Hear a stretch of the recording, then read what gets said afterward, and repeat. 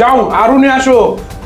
আপু বাড়িতে তো আর ভাত নেই। কথার খেলাপ করবেন না, আমি বলেছিলাম পেট ভরে খাবো। যাও ভাত নিয়ে আসো, সাথে তরকারিও নিয়ে আসবে। যা হাবিবুর, বাজার থেকে রুটি আর তরকারি নিয়ে আয়।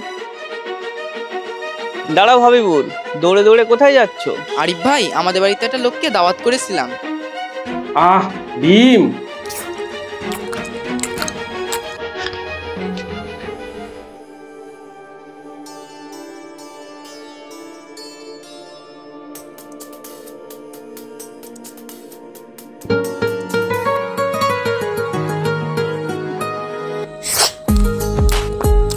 10-12 প্লেট ভাত খেয়ে ফেলেছে, এখন বলছে আরো নিয়ে আসতে, তাই রুটি আনতে যাচ্ছি। আমাকে নিয়ে চলো তো, আমিও দেখি সে কে।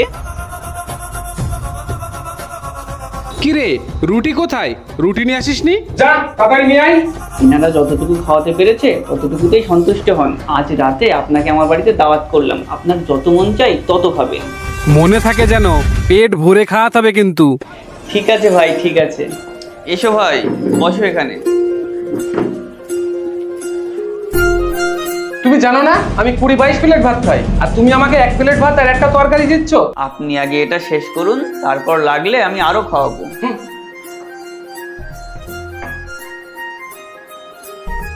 দাঁড়াও ভাই, আগে আমার সাথে বলো বিসমিল্লাহির রহমানির রহিম। বিসমিল্লাহির রহমানির রহিম।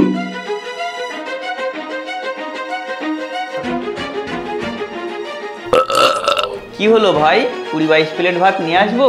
না না ভাই, আমার পেট ভরে গিয়েছে। কি পেট ভরে গিয়েছে?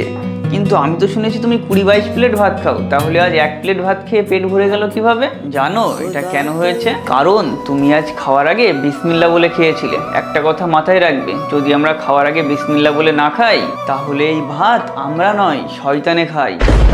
এই কারণেই এর আগে তুমি যত ভাত খেয়েছো সেগুলো তুমি নয় শয়তানে খেয়েছে। যখনই আমরা কিছু খাবো অবশ্যই বিসমিল্লাহ বলে খাবো।